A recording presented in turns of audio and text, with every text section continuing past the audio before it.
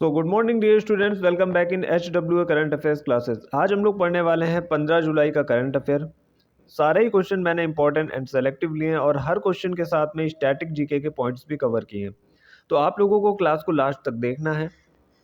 तो बिना किसी टाइम वेस्ट के शुरू करते हैं अपनी आज की मोस्ट इंपॉर्टेंट क्लास।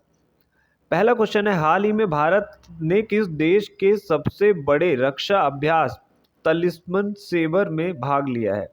तो अभी हाल ही में ये तलिस्मन सेबर एक युद्धाभ्यास हुआ है जो कि ऑस्ट्रेलिया में हुआ है, जिसमें कुल 19 देशों ने भाग लिया है और ये 11वें क्रम का है। 2005 में ये शुरू हुआ था।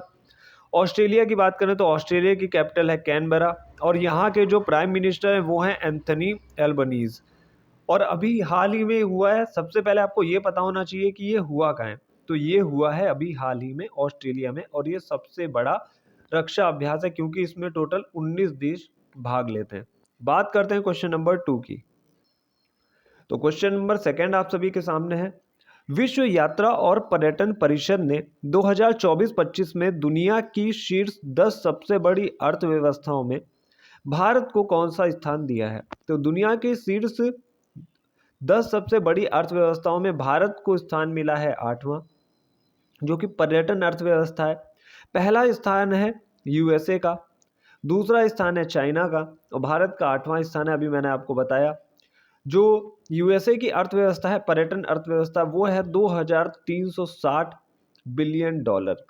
भारत की है केवल 231.6 बिलियन डॉलर और ऐसा माना जा रहा है कि अगले साल तक अगले सालों में भारत चौथे स्थान पे आ जाएगा। अब हम बात करते हैं कुछ इंपॉर्टेंट रैंकिंग्स की जो कि आपके एग्जाम के पॉइंट ऑफ व्यू से मोस्ट इंपॉर्टेंट है।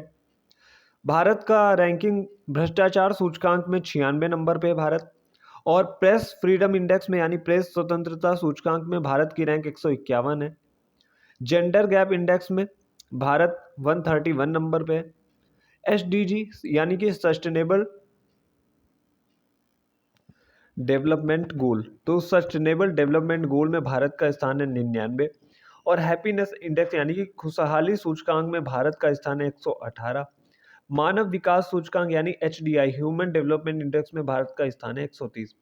ये नंबर आप लोग जरूर याद रखिएगा। भारत की रैंकिंग किस सूचकांक में कौन सी है, क्योंकि ये एग्जाम में बहुत बार पूछा जाता है। चलते हैं थर्ड नंबर के क्वेश्चन पे। क्वेश्चन नंबर थर्ड आप सभी के सामने।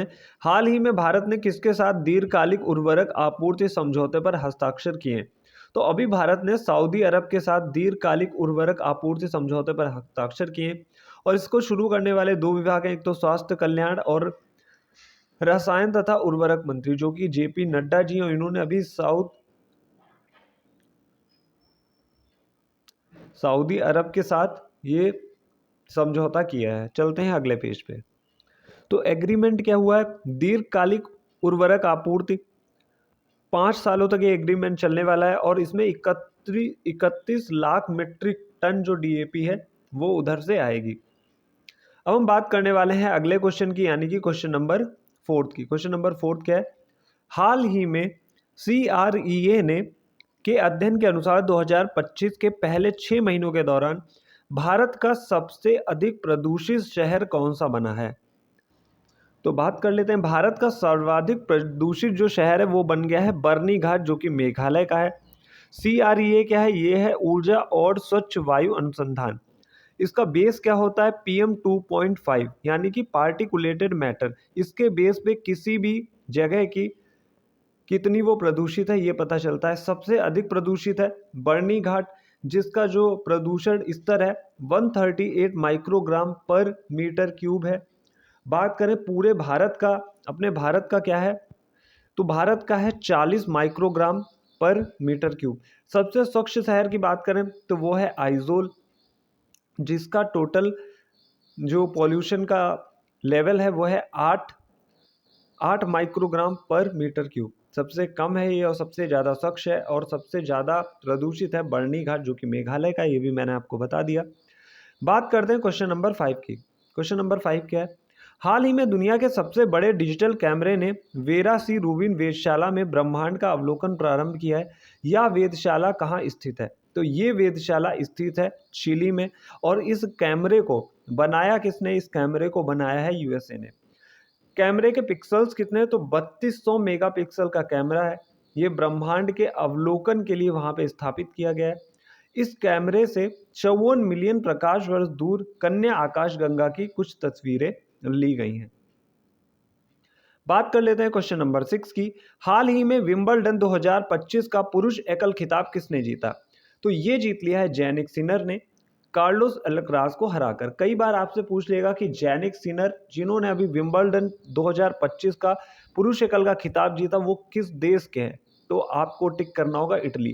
क्वेश्चन कहीं से भी बन सकता है। हारे हैं कार्लोस अल्कराज जो कि स्पेन के रहने वाले हैं। बात कर लेते हैं विंबलडन 2025 की। होस्ट कौन है, यानी हुआ कहाँ है? तो विंबलडन इंग्लैंड में एक जगह है, वहाँ हुआ है। 138वां क्रम है इसका। 1877 में इसकी शुरुआत हुई थी। कोर्ट कौन सा है? ग्रास कोर्ट पे खेला जाता है। और ओल्डेस्ट ग्रैंड स्लैम है, यानी सबसे पुराना ग्रैंड स्लैम है। अभी मैंने आपको कल पढ़ाया था कि इसकी फीमेल विनर, यानी कि अभी विंबलडन 2025 की महिला एकल खिताब की विजेता कौन रही है? तो ईगा स्वियाटेक हैं, इन्होंने जीता था, जो कि हैं पोलैंड की। काफ़ी चीज़ें आपकी क्लियर हो गई होंगी। और एक नया क्वेश्चन या फिर पुरुष एकल खिताब पूछ लेगा आपसे या फिर महिला एकल, ज़रूर एग्जाम में आपको देखने को मिल जाएगा। बात कर लेते हैं क्वेश्चन नंबर 7 की। हाल ही में रेलवे सुरक्षा बल की पहली महिला महानिदेशक बनने की उपलब्धि किसने हासिल की है? चलते हैं अगले पेज पे। तो अभी हाल ही में रेलवे की पहली महिला महानिदेशक बन चुकी हैं सोनाली मिश्रा जी। और इन्होंने रिप्लेस किसको किया? मनोज यादव जी को। मनोज यादव जी रिटायर्ड हो गए हैं और इनकी जगह पे अभी सोनाली मिश्रा रेलवे महानिदेशक की पहली महिला अध्यक्ष बनी है। आरपीएफ की बात कर लेते हैं। तो आरपीएफ की फुल फॉर्म होती है रेलवे प्रोटेक्शन फोर्स। और पहली महिला महानिदेशक बनी है सोनाली मिश्रा जी और इसकी स्थापना हुई थी आरपीएफ की 20 सितंबर 1985 को। ये भी आप लोग याद रखिएगा। बात कर लेते हैं 8वें क्वेश्चन की। 8वां क्वेश्चन क्या है? हाल ही में 2 दिवसीय बिम्स्टेक बंदरगाह सम्मेलन का शुभारंभ कहाँ हुआ है? तो ये विशाखापत्तनम आंध्र प्रदेश में हुआ है। बिम्स्टेक बंदरगाह सम्मेलन, इसका आयोजन हुआ है विशाखापत्तनम आंध्र प्रदेश में। थीम क्या है? नीली अर्थव्यवस्था और सतत साझेदारी। बिम्स्टेक की बात करें तो बिम्स्टेक की स्थापना होती है 1997 में।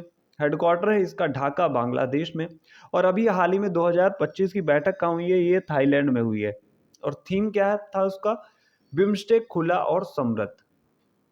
ये थी इस बार की थीम। बात कर लेते हैं 9वें नंबर के क्वेश्चन की। 9वें नंबर का क्वेश्चन क्या है? हाल ही में 51वीं शक्तिपीठ पार्क की आधारशिला कहाँ रखी गई है? तो ये त्रिपुरा में इसकी आधारशिला रखी गई है। 51वीं शक्तिपीठ है। शक्तिपीठ क्या होता है? तो ये देवी केंद्रित शक्तिपीठ होती हैं और इसकी स्थापना की जा रही है गोमती शहर जो कि त्रिपुरा में है। और आधारशिला रखी किसने? तो मणिक शाह ने इसकी आधारशिला रखी है। बात कर लेते हैं 10वें नंबर के क्वेश्चन की, जो कि आज का लास्ट क्वेश्चन है। हरियाणा के नए राज्यपाल कौन बने हैं? तो अभी जो हमारी प्रेसिडेंट हैं द्रौपदी मुर्मू जी, उन्होंने कुछ राज्यों के राज्यपाल को जो है वो बदला है, तो वो भी जान लेते हैं। हरियाणा के अभी नए राज्यपाल बन गए हैं प्रोफेसर आसिम घोष। गोवा के लिए इन्होंने नए राज्यपाल का चयन किया जो कि हैं अशोक गजपति राजू। और लद्दाख के उपराज्यपाल नियुक्त किए गए हैं कविंद्र गुप्ता। तो ये नियुक्तियां हुई हैं, ज़रूर एग्जाम में आपको देखने को मिलेगा और आपकी क्लास कम से कम टाइम में फिनिश हो जाती है। आज के लिए इतना ही। मिलते हैं next day next important current affairs की क्लास के साथ। तो जो भी बच्चे जुड़े हुए हैं, लास्ट में जब भी मैं किसी क्लास में कोई भी क्वेश्चन पूछता हूँ उसका आंसर देने की कोशिश आप लोग ज़रूर किया करो। आज के लिए इतना ही। मिलते हैं next day next important class के साथ। Thank you.